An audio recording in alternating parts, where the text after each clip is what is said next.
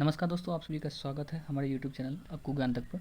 तो आज से आपको इस चैनल पर जो है रोज़ाना रीजनिंग की एक क्लास आपको मिलेगी। ठीक है, टाइमिंग उसका डेली यही रहेगा, सेम इसी टाइम पर आपको डेली क्लासेस मिलती हैं। और ये जो क्लासेस हैं ये आपके आने वाले जितने भी एग्ज़ाम्स हैं, कम्पिटिटिव एग्ज़ाम्स, उसमें कंपलसरी है।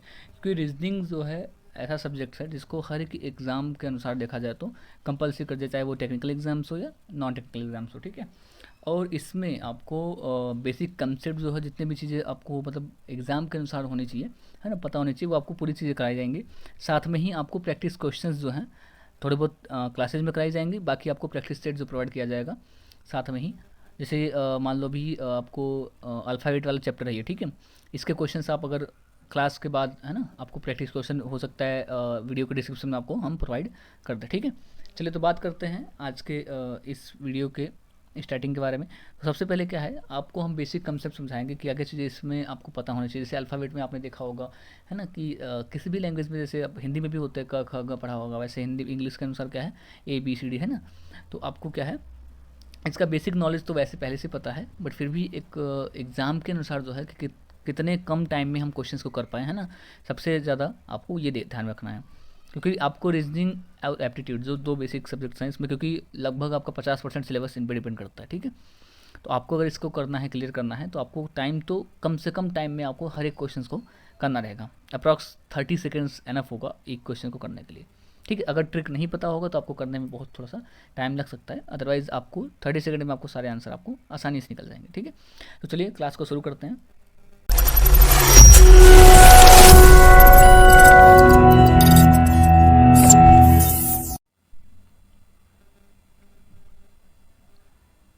तो आज जिस हम चैप्टर को पढ़ने वाले हैं वो क्या है, अल्फ़ाबेट है। ठीक है, जिसको हम हिंदी में वर्णमाला भी कहते हैं।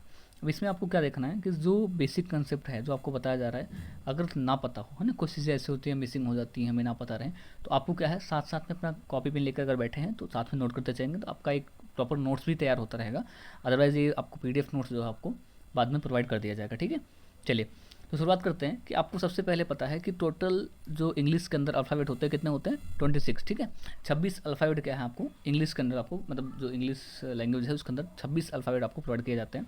जिसमें से आपको ये भी पता होगा कि 5 जो हैं उसमें जिसको हम हिंदी में स्वर और व्यंजन बोलते हैं ना, वॉवेल्स एंड कॉन्सोनेंट, तो आपको क्या है AEIOU, अभी आगे पढ़ेंगे उसको, बट बेसिक आपको कम से कम इन चीज़ों का नॉलेज होना चाहिए अगर हम ये अल्फ़ाबेट्स पढ़ रहे हैं। इस पर आपको कोडिंग डिकोडिंग, है ना, बहुत सारी चीज़ें आपको इसके अनुसार जो है, क्योंकि हमने आपको पहले भी क्लासेस में बता रखा है, जो भी लैंग्वेज शुरू करते हैं ना, या जो भी चीज़ शुरू करते हैं, उसका बेसिक आपका अगर अच्छा है, थे उसके अनुसार आपका नींव बोलते हैं ना, अगर घर का नींव अच्छा रहेगा तो घर आपका लंबे समय तक टिका रहेगा। तो इसी प्रकार से अगर आपके बेसिक कंसेप्ट क्लियर रहेंगे, अच्छे रहेंगे, तो आपको ये चीज़ें जो हैं आगे भी काम में आएंगे। ठीक है, क्वेश्चंस आपका डायरेक्ट उससे ही रिलेट करेगा।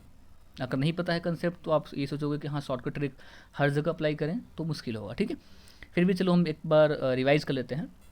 देखो, अंग्रेजी अक्षर में A से Z तक जो है एक अल्फ़ाबेट जो मतलब सीरीज़ में लगे हुए हैं। अगर एग्जांपल के तौर पे समझाएं आपको, मान लो आपकी क्लास में 26 बच्चे हैं, ठीक है, और 26 बच्चों को क्या है, कुर्सियों पर बैठाया गया है। ठीक है, ऐसे करके कुर्सी है, और उसमें क्या है ABC ऐसे करके सबका नाम लिखा हुआ है ना, हर एक चेयर पे ABC अल्फ़ाबेट नाम लिखे हुए। टोटल 26 बच्चे जो हैं आपके, उनको क्या है, उनके अनुसार क्रम के अनुसार जो है बैठाया जाता है, इस क्रम के अनुसार।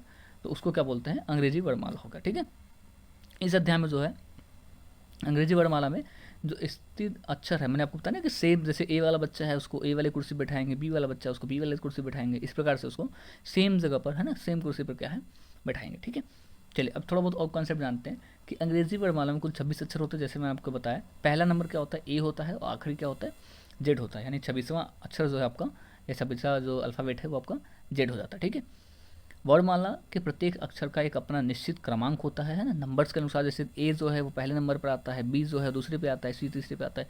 इसी प्रकार से हर एक नंबर जो है सीरियल वाइज भी लगे हुए हैं ना, 1 2 3 4 करके 26 तक आपको सीरियल वाइज होते हैं। और जिनकी जानकारी जो है सांकेतिक भाषा, जिसको हम कोडिंग डिकोडिंग बोलते हैं ना, इसके अध्याय में हमने आपको बता रखी है, बट अभी आपको फिर से रिवाइज कराएंगे तो उसमें आपको क्लियर हो जाएगा। चलिए अब बात करते हैं अंग्रेजी वर्णमाला के। देखिए, मैंने आपको पहले बताया कि इसके 5 जो होते हैं स्वर होते हैं, जिसको आप वोवेल्स बोलते हो, AEIOU। ठीक है, बेसिक कंसेप्ट आपको ये बचपन से ही पता होंगे, बट फिर भी एक तरह से आपको मैंने बताया ना, एक भी चीज़ें अगर हो सकता है आपको पता हो, किसी दूसरे को ना पता हो, इसलिए आपको ये रिवाइज कराई जा रही है। ठीक है, अब A से Z तक की ओर अगर हम अक्षर के बढ़ते क्रम में अंग्रेजी वर्णमाला को कहते हैं, तो ABCD ऐसे, है ना, ऐसे आपको Z तक पूरा लिखा हुआ मिलता है। अब अगर विपरीत की बात करें, इसके अपोजिट बात करें, तो आपको जेड से ए तक पढ़ना हो तो जेड, है ना, वहाँ से शुरुआत करेंगे, वाई, एक्स, डब्ल्यू, ऐसे करके ए तक हम इसको क्या है पढ़ते जाएंगे, ठीक है। चलिए, अंग्रेजी वर्णमाला के प्रथम, जिसको हम आधार्श बोलते हैं ना, तो प्रथम अर्धांश होता है जहाँ की ए से लेकर के एम तक होता है। जो हम ए बी सी डी करते हैं ना, ए से लेकर के एम तक जो होगा उसको हम प्रथम अर्धांश बोलते हैं, और उसके बाद जो आता है उसको हम द्वितीय अर्धांश बोलते हैं। ये भी आपको बेसिक ही है, मतलब 26 है तो उसको 13 करके ऐसे डिवाइड कर दिया गया है, और ये आपके क्या है द्वितीय अर्धांश हो गया। इसके ऊपर डायरेक्ट आपको क्वेश्चन भी आपको अभी बताऊंगा। और एक अर्धांश में टोटल जो है 13 अक्षर होते हैं, 26 हैं तो उसको 2 से डिवाइड कर दो, क्योंकि 2 पार्ट में डिवाइड करना, मान लो कर हमारा ऐसा हो गया, ठीक है। यहाँ तक आपका ये ए हो गया और ये जेड हो गया, तो यहाँ तक लगभग 13 इसमें आ जाते हैं, 13 इसमें आ जाते हैं, ठीक है। अब देखो कुछ चीज़ें आपको नोट कर लेनी है कि अंग्रेजी वर्णमाला में किसी भी अक्षर से बाई ओर चलने पर अक्षर का जो मान है वो घटता है, ठीक है। अगर मान लो कोई चीज़ है ये आपके बाई ओर चल रहा है तो उसकी वैल्यू क्या, अभी क्वेश्चन करेंगे आपको उसका क्लियर हो जाएगा ये, कि अगर हम कोई भी वैल्यू देख रहे हैं ना, उसमें अगर बोला जा रहा है क्वेश्चन की जो ये अपनी 7वें स्थान से बाईं ओर वो चौथा स्थान कौन सा होगा, है ना, या किसी अल्फ़ाबेट के दाईं ओर कौन सा स्थान होगा, उसी प्रकार से को है क्वेश्चन आपको एग्जाम में देखने वाले हैं। तो भी आपको समझाऊँ कंसेप्ट वाइज एक क्वेश्चन करेंगे एग्जाम्पल के तौर पे, तो आपको क्लियर हो जाएगा। लेकिन आपको नोट क्या करना है कि अंग्रेजी वर्णमाला में किसी भी अक्षर से बाईं ओर चलने पर अक्षर का मान क्या है घटता है, और किसी भी अक्षर के दाईं ओर चलने पर क्या है उसका मान बढ़ जाता है। जबकि इसके ठीक विपरीत है ना, अंग्रेजी वर्णमाला में विपरीत जो उल्टे क्रम में अगर देखा जाए, विपरीत क्रम में किसी भी अक्षर के बाईं ओर चलने पर अक्षर का मान बढ़ता है, और किसी भी अक्षर के दाईं ओर चलने पर क्या है इसका मान घटता है, ठीक है। और यहाँ अक्षर के मान का तात्पर्य जो है उसके क्रमांक से है।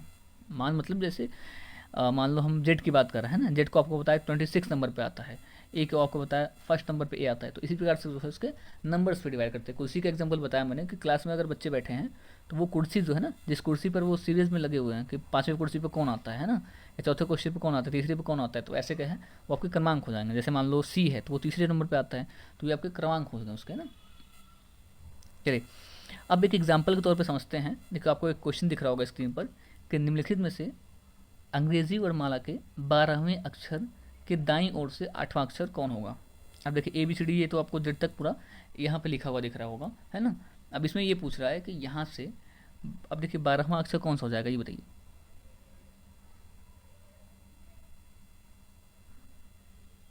बहुत सिंपल है, देखो ये क्वेश्चन कर रहा है जो आपका ये सीरीज दिया हुआ है, ठीक है, 12वें अक्षर के, है ना, यहाँ से आपको क्या करनी है शुरू करनी है, और यहाँ से क्या है 8वें अक्षर है ना, दाईं और 8वां अक्षर कौन सा होगा यहाँ तक। तो ये पूछ रहा है ये वाला अक्षर कौन सा होगा। सिंपल सा एग्जाम्पल है एक, हाँ यहाँ पे देख सकते हो आप, स्क्रीन पे भी देख सकते हो। चलिए मैं आपके लिए थोड़ा सा जूम कर देता हूँ अगर ना दिख रहा हो तो। देखिए ये आपका ये सीरीज दिया हुआ है, ठीक है, इसमें पूछ रहा है कि ए बी सी डी है ना। अब इसमें क्वेश्चन डायरेक्ट आपको ऐसे ही दिखेंगे, थोड़ा बहुत चेंजेस पूछ सकता है कि ये 13वें अक्षर पे, दूसरे अक्षर पर, अगर इस टाइप का क्वेश्चन आएगा तो 12वां अक्षर कौन सा हो जाएगा एल होता है, ठीक है। 8वां अक्षर कौन सा हो जाएगा टी। तो ये वाला पूछ रहा है कि ये कौन मतलब इससे जो 8वें दाईं ओर, मैंने आपको क्या बताया था, दाईं ओर हमेशा इस साइड होगा, बाईं ओर हमेशा इस साइड होता है, ठीक है। दाईं ओर 8वां, अब 8वां कौन सा है, आप गिन लो 1 2 3 4 5 6 7 8, ठीक है, टी आ रहा है, तो राइट आंसर इसका टी हो जाएगा, ठीक है।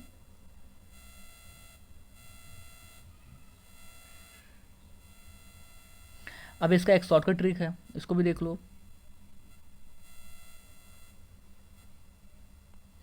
अब इसमें क्या करना है आपको, या तो हम बोल दें कि ये दाएं ओर जा रहा है तो आप उसमें प्लस कर दो, है ना, प्लस कर देंगे तो क्या आएगा 20 आ गया। अब इसका जो राइट आंसर हो जाएगा 20वें नंबर पे। अब 20वें नंबर कौन सा होता है टी होता है, आपको है ना पता है ये चीज़ें।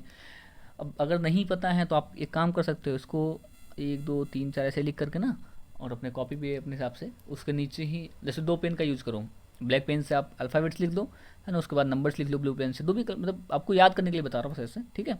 चलिए अगला एग्जाम्पल देखते हैं। ये एग्जाम्पल भी काफ़ी इंपॉर्टेंट है ना। देखो क्वेश्चन ये लिखा हुआ है कि यदि शब्द है ना बॉक्सेस में 2 अक्षर ऐसे हैं जिनके बीच यहाँ उतने ही अक्षर हैं जितने कि अंग्रेजी वर्णमाला के इनके बीच होते हैं, ठीक है, बताएं कि उन दोनों अक्षरों में से कौन सा अक्षर अंग्रेजी वर्णमाला में पहले आता है। बहुत आसान क्वेश्चन है, सिंपल सा तरीका है इसको करने का। आपको एक एक कंसेप्ट वाइज समझाते हैं। देखो ऑप्शन देखो आपको यहाँ पर दिया हुआ है, लेकिन डायरेक्ट आपको आंसर बताते हैं। देखो यहाँ क्या है, बॉक्स की बात कर रहा है ना, बी कौन से नंबर पर आता है, दूसरे नंबर पर आता है, ई क्या है इसके 5वें नंबर पर आता है, ठीक है। तो 2 वर्ड हमारे कौन कौन से हो गए, बी और ई। अब देखो उसमें क्या है, इसमें बताया है कि जो बी और ई ऐसे अक्षर युग्म है जिनके बीच उतने ही अक्षर मौजूद हैं जितने वर्णमाला के। अब देखो बी और ई के बीच में क्या आता है, सी डी, ये था ना, बी और डी आता है, सॉरी सी और डी आता है, और पहला अक्षर क्या होता है उसमें, बी हो जाता है। तो राइट आंसर क्या हो जाएगा इसका, बी इसका राइट आंसर हो जाएगा। पहला अक्षर ही पूछ रहा ना उसके, ठीक है। चलो अगला प्रश्न देखो, ये भी काफ़ी सिंपल है कि यदि डिस्ट्रीब्यूशन शब्द है ना, फिर से देखते हैं, यदि डिस्ट्रीब्यूशन शब्द के दूसरे और चौथे है ना, दूसरे चौथे पाँचवें सातवें और 11वें अक्षरों को मिला करके कोई अर्थपूर्ण शब्द बनाना संभव हो तो कौन सा शब्द उस शब्द का तीसरा अक्षर होगा। यदि कोई शब्द बनाना संभव नहीं हो तो उत्तर एक्स दीजिएगा, ठीक है। एक ऑप्शन भी दिखाएंगे, यदि एक से अधिक ऐसे शब्द बनाना संभव हो तो उत्तर जो है इसका एम में दीजिएगा। तो राइट आंसर देखिए, एक सेकंड देखिए, ये आपका ऑप्शन हो गया, ठीक है। लेकिन इसको थोड़ा सा कंसेप्ट वाइज समझाते हैं आपको। देखो अक्षरों का क्रम जो है इसमें इस प्रकार है, डिस्ट्रीब्यूशन ऐसे आप लिख दो, ठीक है। डी पहले, ये आपको मैंने कुर्सी वाले सिस्टम बताया कि कुर्सी वाले एक बच्चे का नाम है डी, एक का आई, एक का एस, एक का टी, ठीक है। एक बच्चे का नाम आर हो गया है ना, इस प्रकार से क्या है आपको ये समझाने के लिए बस बता रहा हूँ ऐसे। अब इसमें ये बोल रहा है कि अगर आपको शब्द बनाने हो तो ऑर्बिट जो है इससे ईजिली बन सकता है ना। क्वेश्चन में क्या बोला था देखो, इसमें बताया था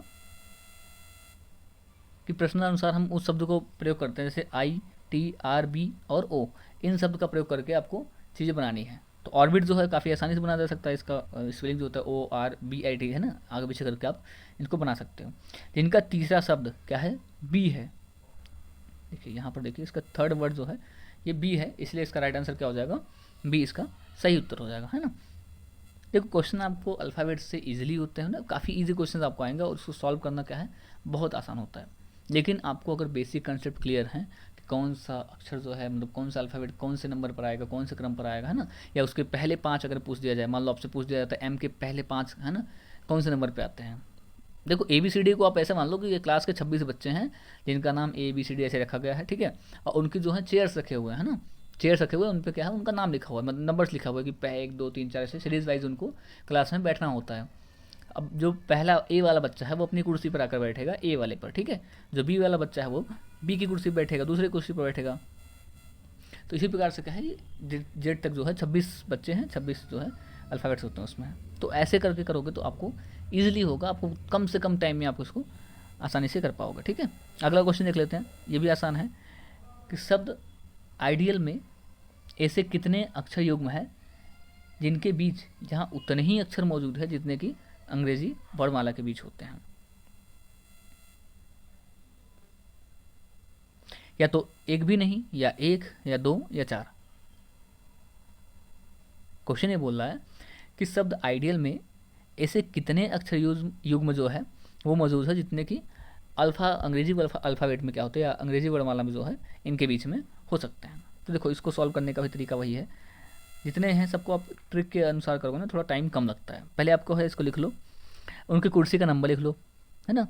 मान लो आई जो है वो 9 नंबर की कुर्सी बैठता है, टी जो है वो आपके 4 नंबर की कुर्सी बैठता है। आपको उनको, मैं कुर्सी वाला एग्जाम्पल इसलिए बता रहा हूँ कि आपको थोड़ा समझ में आ सके, है ना।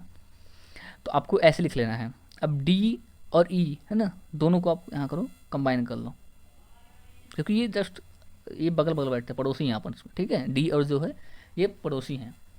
अब क्वेश्चन में क्या बोला था, उपयुक्त शब्द में डी और ई केवल ऐसे युग्म अक्षर है ना, ये क्या है अक्षर उतने ही मतलब उसमें मौजूद हैं, जैसे इनके बीच में जो गैप है 5 - 4 करोगे कितना आएगा, 1 आएगा, और अल्फ़ाबेट के अनुसार देखोगे तो भी उतना ही रहेगा, ठीक है। तो इसका राइट आंसर क्या हो जाएगा, एक इसका राइट आंसर हो जाएगा, ठीक है। चलिए अब अगला क्वेश्चन ये है कि अंग्रेजी वर्णमाला में है ना, इनमें से अंग्रेजी वर्णमाला के दाईं ओर से 14वें और बाईं ओर से 7वें अक्षर कौन सा होगा।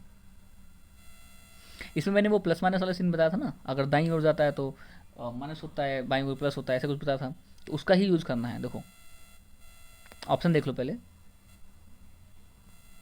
क्वेश्चन बहुत आसान है, क्वेश्चन ये पूछ रहा है इनमें से या निम्नलिखित में से अंग्रेजी वर्णमाला के दाईं छोर से, है ना, यानी कि दाईं साइड मैंने आपको बताया था ये वाला होता है, बायां इस साइड होता है, ठीक है। दाईं ओर से 14वें अक्षर के बाईं ओर से 7वां अक्षर अब देखो यहाँ से अब गिनती शुरू करो, 1 2 3 4, है ना, 5 6 7 8 9 10 11 12 13 14, इस प्रकार से गिनती शुरू करो। और इसमें पूछ रहा है कि 14वें अक्षर के बाईं ओर 7वां अक्षर, है ना। अब यहाँ तो हम पहुँच गए।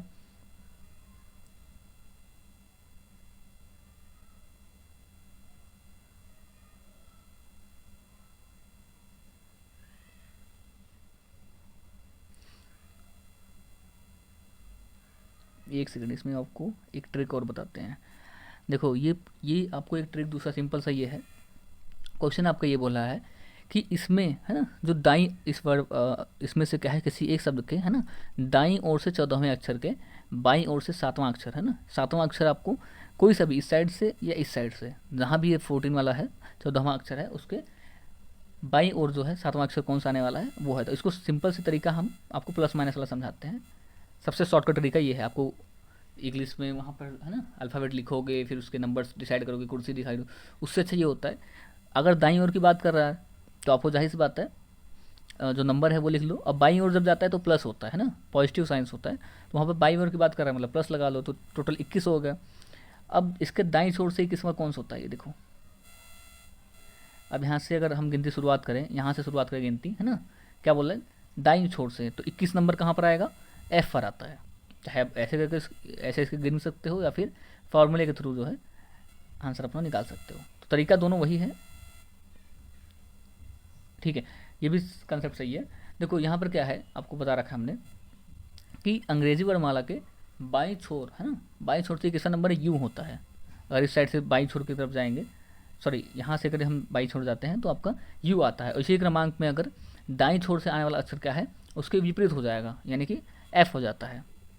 अगर हम कुर्सी ऐसे लगाते हैं, ठीक है, ए बी सी डी, है ना, कहाँ तक लगाते हैं, एल तक लगाते हैं, मान लो एम तक लगाते हैं, तो उसका अपोजिट जो है हम इस प्रकार से लगाएंगे। ए के नीचे जेड आएगा, है ना, बी के नीचे वाई आएगा, ऐसे करके आपको चेयर करके लगानी है। तो आपको किसी भी जैसे आपको पूछ लिया जाए सी के नीचे क्या आएगा, तो आपको आसानी से पता चल जाएगा इसके नीचे ये आएगा, ठीक है। अपोजिट लगानी है ऐसे करके इस प्रकार से, तो जितने भी क्वेश्चन रहेंगे आपको आसानी से कर पाएंगे आप। अगला क्वेश्चन देख लेते हैं। अगला क्वेश्चन भी आसान है ना।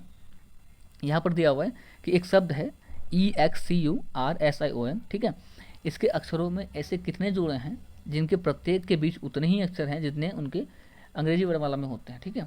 उनके बीच में कितने अक्षर आएंगे, मान लो अगर सी की बात कर जाए, मैं एक एग्जांपल के तौर पे बता रहा हूँ, सी और एफ के बीच में बात की जाए, है ना, कौन कौन सा अक्षर आ सकता है, डी आ सकता है और क्या आएगा, ई आ सकता है, ठीक है। उसी प्रकार से जो अक्षर दिए हुए हैं इनमें ऐसे कितने जोड़े बनेंगे।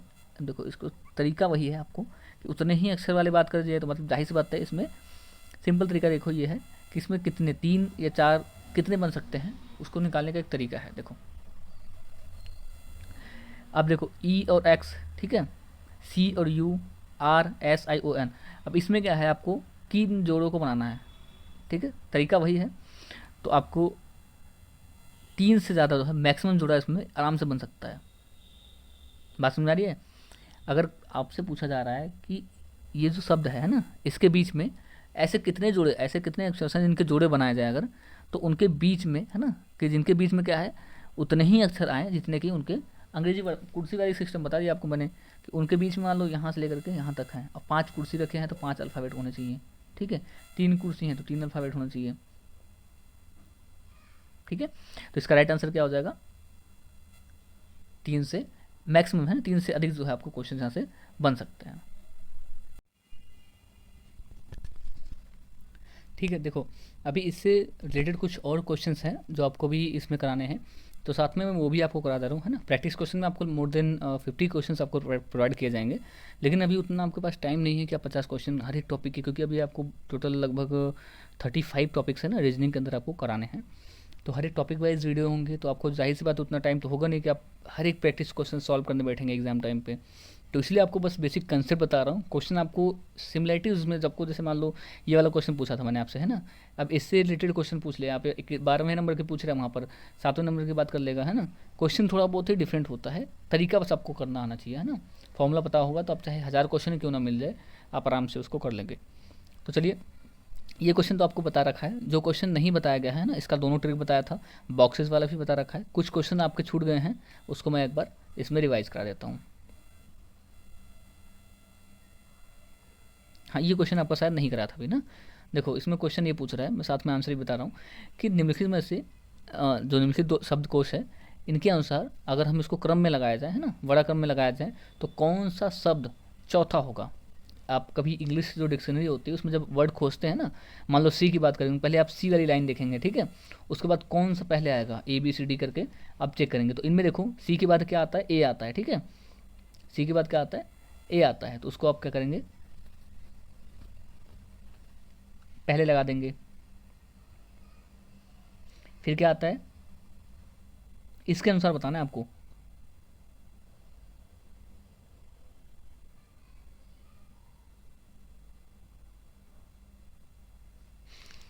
सबसे बाद वाला जो है आपका कौन सा होगा, ये पूछ रहा है इसमें। कौन ही होगा ना, क्यों होगा, क्योंकि अगर हम ए की बात करें, ए तो पहले आ जाएगा, है ना, एल जो है वो भी पहले आ जाएगा। देखो दो एल है इसमें, दो एल है, ठीक है, और एक मिनट को क्लियर करके बताता हूँ, थोड़ा सा जूम कर लूँ तो शायद आपको क्लियर हो पाए। देखो यहाँ पर आपको क्या करना है, ये वाला जो वर्ड लिखा है, क्या लिखा है, CLEVER, ठीक है, ये लिखा हुआ है। अब इसमें देखो इंग्लिश में जब खोजते हैं तो पहले हम पहले वर्ड को देखते हैं कि सी वाला मिल जाए, ठीक है, उसके बाद एल वाले को देखेंगे, फिर ये इसका नंबर आता है एक एक करके। तो आपको इसमें क्या देखना है कि सबसे आपको एक दो, देखो आपको पूरा एक एक करके चेक करने की जरूरत नहीं है ना, कौन लिखा है इसमें, देखो CONE।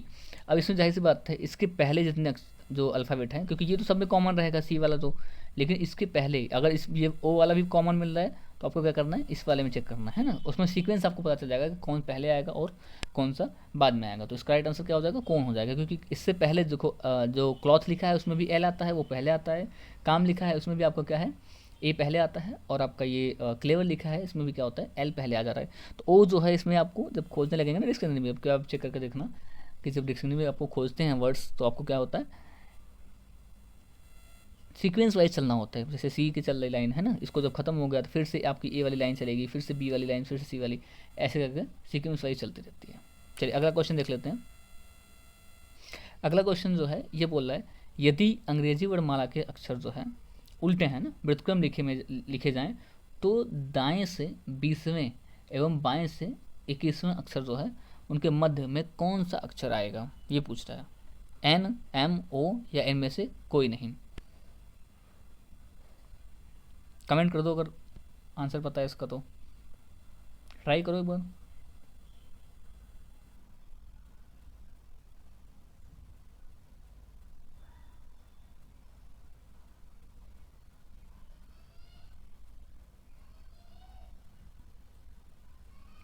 देखो इसका सीधा सा तरीका ये है, आपको सोल्यूशन बताता हूँ मैं।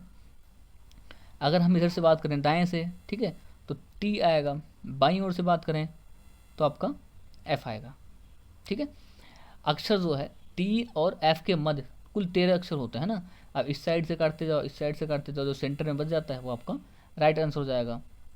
सिंपल तरीका, या फिर उसमें आप माइनस करके कर लोगे तो भी आपका क्या होगा, इस प्रकार से निकाल सकते हो, 2 से डिवाइड कर लो, एक ऐड कर लो, ठीक है। तो आपका एम जो है इसका राइट आंसर हो जाएगा, ऑप्शन नंबर बी, ठीक है। अगला क्वेश्चन देखते हैं। अगला क्वेश्चन ये है कि अंग्रेजी वर्णमाला में बाएं से 8वें अक्षर और दाएं से 10वां अक्षर क्या होगा। इसमें भी आपको क्या है, वही प्लस करना है और कुछ नहीं है। देखो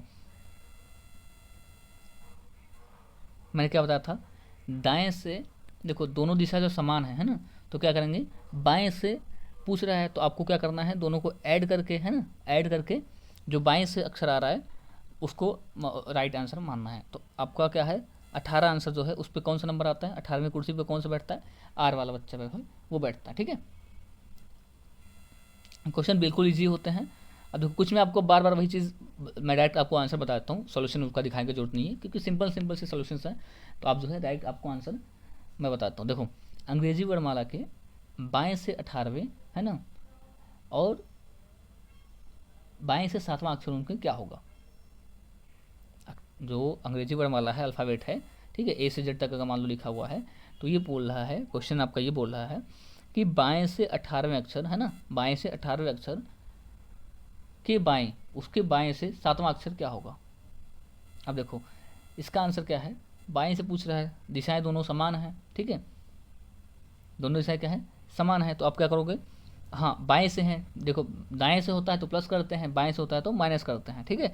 तो 18 में से अभी उसमें हमने क्या किया था, 10 + 8 कर दिया था, 18 हो गया था। तो 18 में से 7 को माइनस कर देंगे तो अक्षर कौन सा आएगा, 11वां नंबर। अब 11वां नंबर जो है आपका क्या होता है, के होता है, ठीक है।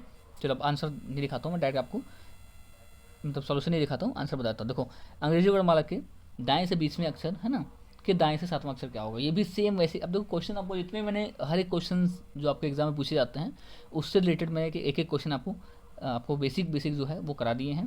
प्रैक्टिस क्वेश्चन अगर आपको प्रोवाइड किए जाते हैं एग्जाम टाइम, अगर आपका दूर है, थोड़ा सा टाइम है आपके पास करने का, तो आप प्रैक्टिस क्वेश्चन में थोड़े भी और क्वेश्चन आपको जो मिलते हैं आप उसको प्रैक्टिस के तौर पे आपको कर सकते हैं, ठीक है।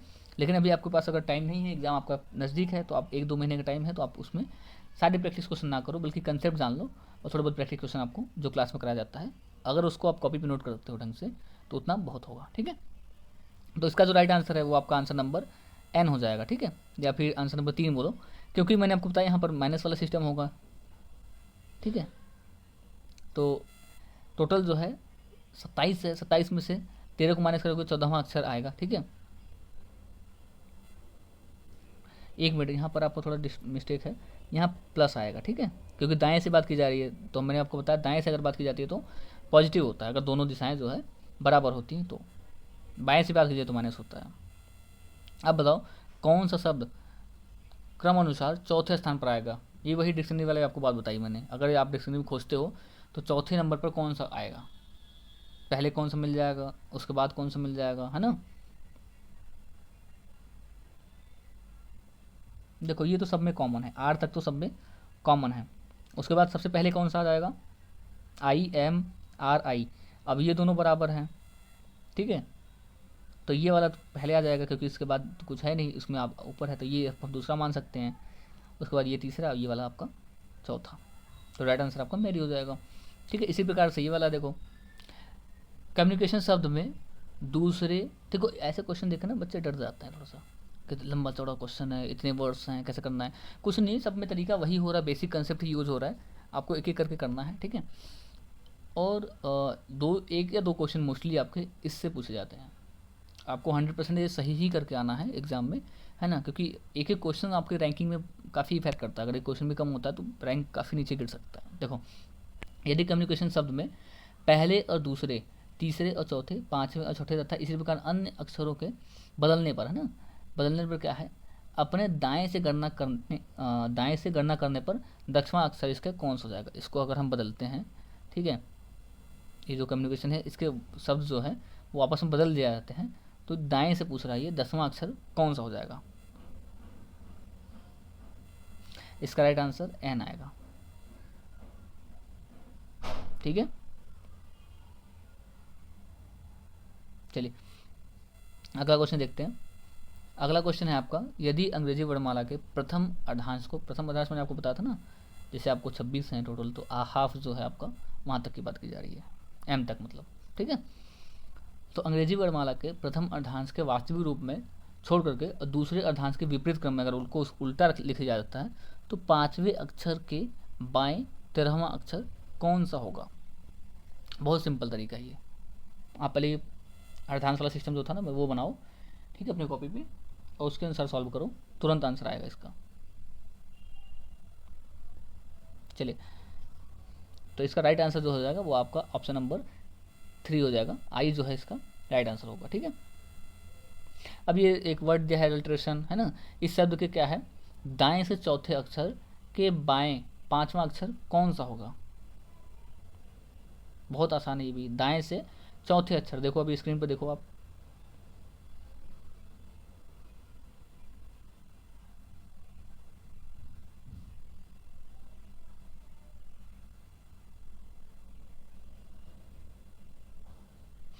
इसका राइट आंसर एल हो जाएगा, ठीक है। चलो अगला और आखिरी क्वेश्चन है आज का, कि अंग्रेजी वर्णमाला में आपके बाएं से 10वें अक्षर के दाएं 9वां अक्षर कौन सा होगा। ए से जेड तक आपको कर याद है, ठीक है। नंबर आपको कुर्सी की कौन सा, कुर्सी पे कौन सा बच्चा बैठता है, ए वाला बैठता है, बी वाला बैठता है ना, क्रमानुसार जो है, तो आप उसके अनुसार जो है इसको काफ़ी आसानी से कर सकते हैं। प्रैक्टिस देखो, प्रैक्टिस करोगे तो थोड़ा सा आसान रहेगा। और इसका राइट आंसर एस हो जाएगा, ठीक है।